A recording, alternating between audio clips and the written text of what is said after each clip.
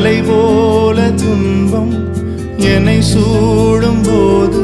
அதை பனி போல உருகிட செய்பவரே, கண்மணி போல் என்னை காப்பவரே, உள்ளங்கையில் பொறிந்தென்னை நினைப்பவரே, கண்மணி போல் என்னை காப்பவரே,